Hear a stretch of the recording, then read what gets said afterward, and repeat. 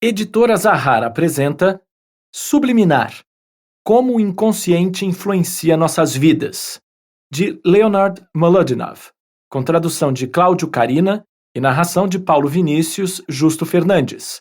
Produção FX Studios.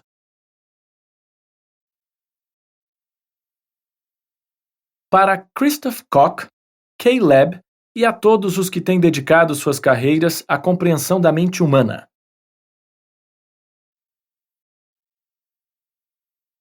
Prefácio. Os aspectos subliminares de tudo que acontece conosco podem parecer pouco importantes na vida cotidiana, mas são as raízes quase invisíveis de nossos pensamentos conscientes. Carl Jung. Em junho de 1879, o filósofo e cientista americano Charles Sanders Peirce viajava num navio a vapor de Boston a Nova York, quando seu relógio de ouro foi roubado da cabine. Peirce notificou o furto e insistiu para que todos os integrantes da tripulação se apresentassem no convés. Falou com eles, mas sem resultado. Em seguida, depois de uma pequena caminhada, fez algo estranho. Resolveu adivinhar quem era o culpado, mesmo sem ter nada em que se basear, como um jogador de pôquer apostando tudo num par de 2. Assim que formulou o seu palpite, Peirce percebeu que acreditava ter acertado quem era o culpado. Dei uma pequena caminhada em círculos que não demorou nem 1 minuto. Escreveria depois. E, assim que me virei para olhar para eles, qualquer sombra de dúvida já havia se desvanecido. Peirce abordou o suspeito com firmeza, mas o homem encarou o blefe e negou a acusação. Sem provas ou uma razão lógica em apoio à sua afirmação, nada havia a fazer, até o navio atracar. Quando aportou, Peirce imediatamente pegou um táxi, foi até o escritório da agência local da Pinkerton e contratou um detetive para investigar o caso. O detetive encontrou o relógio numa casa de penhores, no dia seguinte. Peirce pediu que o proprietário da loja descrevesse o homem que tinha empenhado o relógio. Segundo Peirce, o homem do prego descreveu o suspeito tão exatamente que não era possível haver dúvida de que se tratava do homem de quem eu desconfiara. Peirce conjecturou sobre a razão de ter adivinhado a identidade do gatuno e chegou à conclusão de que alguma espécie de percepção instintiva o guiara, algo que operava num nível abaixo de seu consciente. Se essa história terminasse em mera especulação, um cientista consideraria a explicação de Peirce tão convincente quanto dizer: um passarinho me contou. Porém, 5 anos depois, Peirce encontrou uma forma de traduzir suas ideias sobre a percepção inconsciente num experimento de laboratório, adaptando um procedimento realizado pela primeira vez pelo fisiologista E. H. Weber, em 1834. Weber posicionou pequenos pesos de massas diferentes, um de cada vez, num ponto da pele de um voluntário, para determinar a diferença de peso mínima detectada pelo sujeito. No experimento realizado por Peirce e seu melhor aluno, Joseph Jastrow, as pessoas que se submeteram ao estudo recebiam pesos cuja diferença estava logo abaixo do limite mínimo detectável. Na verdade, os participantes foram os próprios Peirce e Jastrow, um experimentando o outro. Em seguida, embora não conseguissem discriminar os pesos, pediam que o outro identificasse de qualquer forma o volume mais pesado e indicasse, numa escala de 0 a 3, o grau de confiança que tinham em cada palpite. Naturalmente, em quase todas as tentativas, os homens escolheram 0.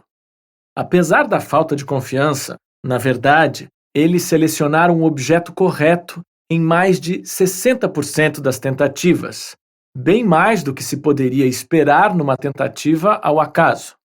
Quando repetiram o experimento em outros contextos, como na avaliação de superfícies que diferiam levemente no brilho, Peirce e Jastrow obtiveram resultado similar. Conseguiam adivinhar a resposta, mesmo sem ter acesso consciente à informação que lhes permitiria chegar àquela conclusão. Essa foi a primeira demonstração científica de que a parte inconsciente da mente dispõe de conhecimentos que escapam da parte consciente. Depois, Peirce compararia a capacidade de captar pistas inconscientes com um considerável grau de precisão com os poderes canoros e aeronáuticos de um pássaro. Elas são para nós, como para eles, o mais sutil dos nossos poderes meramente instintivos. Em outras palavras, o trabalho feito pelo inconsciente é uma parcela crucial do nosso mecanismo evolutivo de sobrevivência. Há mais de um século, psicólogos clínicos e pesquisadores já conhecem o fato de que dispomos de uma vida inconsciente rica e ativa, que funciona em paralelo a nossos pensamentos e sentimentos conscientes e exerce poderoso efeito sobre eles, de uma forma que apenas agora começamos a medir com algum grau de precisão. Carl Jung escreveu: há certos eventos que não percebemos de modo consciente. Eles permanecem, por assim dizer, abaixo do limite da consciência. Eles aconteceram, mas foram absorvidos de maneira subliminar.